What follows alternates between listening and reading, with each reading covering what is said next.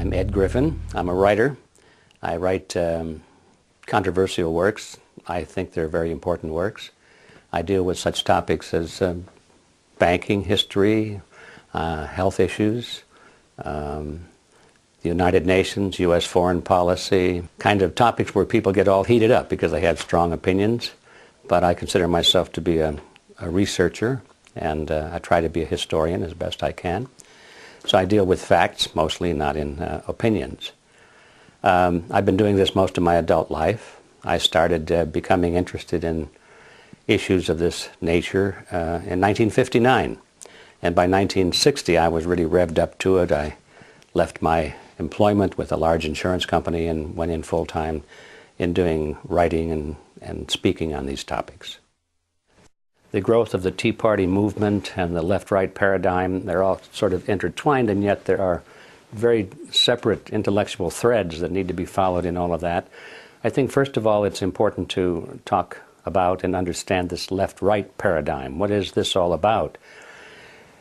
Most of us, including myself for certain, in my younger years, I was brought up thinking that you had to choose, if you were smart at least, you would have to choose politically between being on the right or the left. You had to have a political view.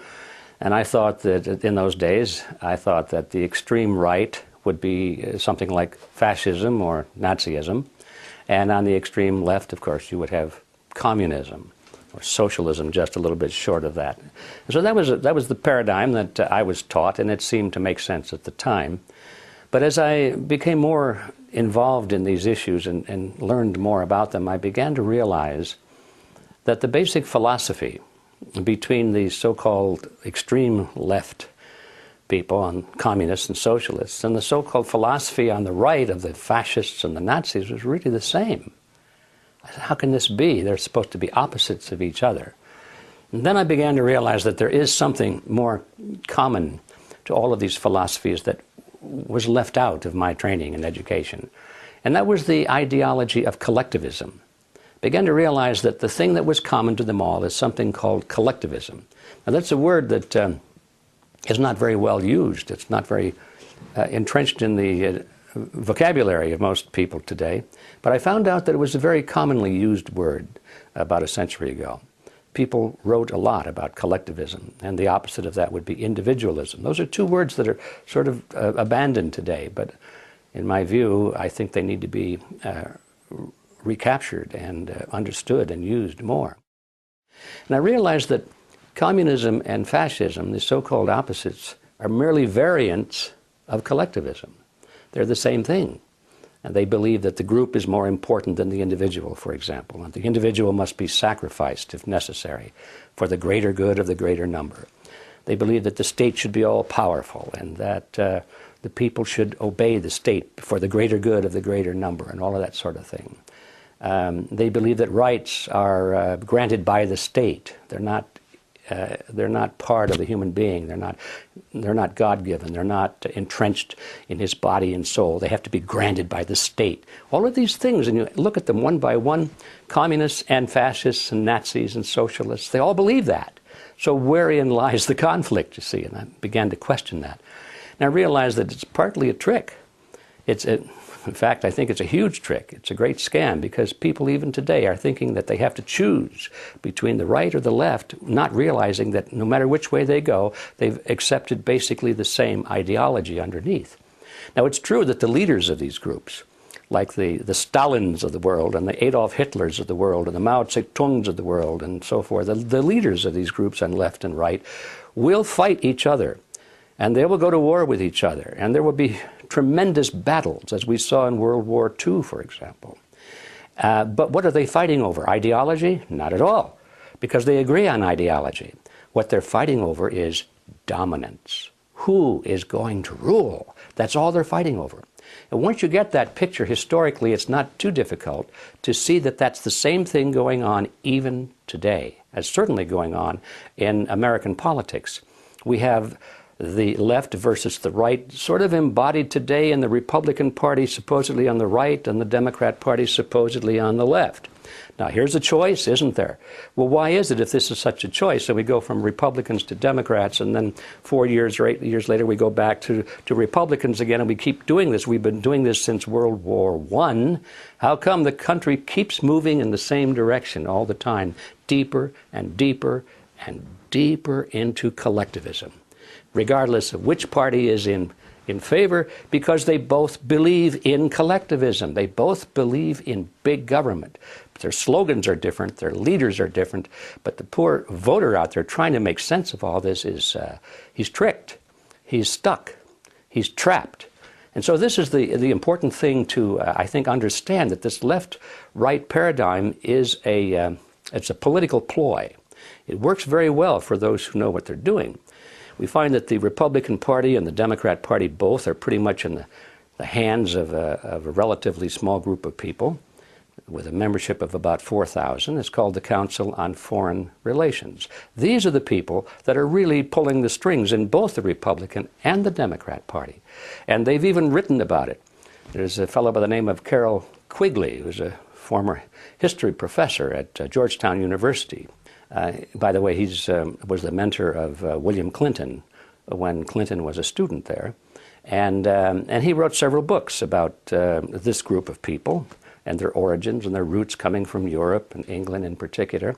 And he comes to a very interesting point in one of his books where he says, okay, this is the way the real world is. He said, how is it that we collectivists, we elitists, how can we rule the world when at the same time we want to let the average person think that they're living in a, quote, democracy.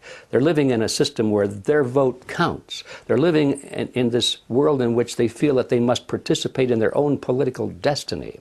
This is a carefully nurtured myth that they want to create, so people will be content with, no matter what happens to them, they'll say, well, I voted for it, or I did it. This government is my government. No matter how bad it is, it's responsible to me. And as long as people have that image, then they don't complain so much about how bad it gets, because they did it, they think. So Quigley deals with this question: how do you let people think that they're directing their own political destiny when at the same time we, the elite, we are the ones who must direct their political destiny without them knowing it? How do you do that? And he answers the question brilliantly. He said, it's very simple. You've got to have two major political parties, and they'll both have the same major goals, the same basic fundamental principles, and they'll argue with each other on the surface with slogans and leadership and style and all of that sort of thing. He said, but we will control them both. There's the strategy. There's the whole scam behind this left-right paradigm. When you understand this history and this reality, you look at it and you say, well, yes, we've got a left wing and a right wing, but they're just opposite wings of the same ugly bird, and that bird is called collectivism. There are certain issues that people on the left and the right in American politics will never discuss. And the reason they won't discuss them is because they agree mutually. The Democrats and the Republicans agree on something, so they don't want to talk about it in public debate because it reveals the fact that they're basically the same. They only talk about things on which they disagree. Turns out that the things on which they agree are the most important things. The things in which they disagree are relatively minor. So the things in which they agree are, for example, our foreign policy. They both agree that the desired goal eventually is to move the United States into world government. Not just any world government, but a world government based on the model of collectivism. In other words, big, powerful, centralized world government. If it were a world government based on the principles of freedom and freedom of choice, freedom of culture, low intervention, if no intervention in the lives of normal human beings, it might be a wonderful thing, but that's not the kind of world government the left and the right have in mind. They're talking about total world government with all major decisions being made at the top and people at the bottom being essentially living in a feudalist society, just serfs and peasants basically in a high-tech feudalism. And the left and the right both agree with that goal, and so they never discuss it in public debate. Another thing in which they agree is the dominance of the banking system in our economy and to a large extent in our politics. They both agree that the banks are supreme, that the banks must be protected, that the banks must be funded, they must be bailed out, they must not be allowed to fail. When the banks make bad loans to third world countries, or if they make bad loans to large corporations, both the Republicans and the Democrats agree that we must come in with taxpayers' money, either tax money or inflation money, and we must bail out the banks. And we do that, they both agree, by giving the money to these corporations and giving the money to the third world countries so that they can continue to make interest payments to the banks. So those are two major issues. I would say perhaps the largest issues we could possibly face. And so we find that Republicans and Democrats are in agreement on that. You might add another third topic if you wish, and that is our role in the Middle East. Both parties talk alternately about, oh, we've got to end this war in the Middle East, pull our troops home, and all that sort of thing. But that's just rhetoric. You notice we go from one party to the other. The war continues, the war grows, the funding continues. So there we have three major issues, perhaps the three largest issues of all. And there's no debate between Republicans and Democrats as to what to do. Though there may be some debate in rhetoric, they may give speeches, but when it's time to vote in Congress, there's no division between them at all. And this itself should be the biggest giveaway as to what the reality of politics is today. If anybody that's got their eyes open, they ought to be able to see it just by examining those three issues. I do believe that when Ron Paul ran for president and, to everyone's amazement, achieved such great support in spite of the roadblocks that were put in front of him and in spite of the total disinterest on the part of the major media, so that he was practically unknown to large segments of the people. Parenthetically, I would say that if the media had given Ron Paul anywhere near the same exposure they gave to the Republican and Democrat, the old-style Republican and Democrat Party candidates, I think he probably would have been elected. But anyway, that was sort of a phenomenal event, that somebody who did not have the endorsement of the establishment and who spoke so clearly on issues, the very issues that we were talking about, the issues of the war, the issues of the economy and bailing out the banks and the Federal Reserve System, and the issue of national sovereignty. These are issues that mainstream Republicans and Democrats don't want to touch because they agree on that. Ron Paul disagreed with what the Republican and Democrat Party were doing on that, and so he spoke about it. And the fact that, in spite of the fact that he was the only one talking about these issues, he got so much support, tells me that there is a latent power, there's a latent awareness on the part of the American people just waiting to be tapped. I think those who are controlling the two-party system are very much afraid of that. They don't want that to be tapped. And that's why they are working so hard now to put controls on the internet, because the message that Ron Paul was delivering was primarily delivered over the internet, not through the major channels of communication.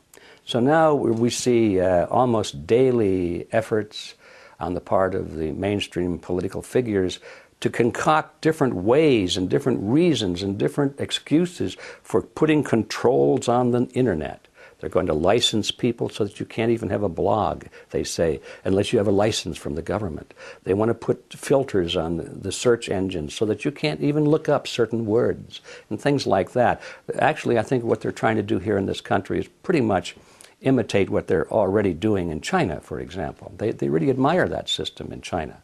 Our own figures here in this country, although they may speak with scorn about a closed society in China, they're doing everything they can to imitate it. So that's one of the realities we have to look at. So what does this mean for the future? I think that as long as the internet can be kept open and free, it bodes very well for us, because I think we do have at last a chance to get around the mainstream media. But I think that if the governments of the world, and particularly in our own government, if they're successful in putting legal restrictions on and clamping down on the internet, I'm afraid that the chances of a maverick moving against the establishment become very, very small indeed.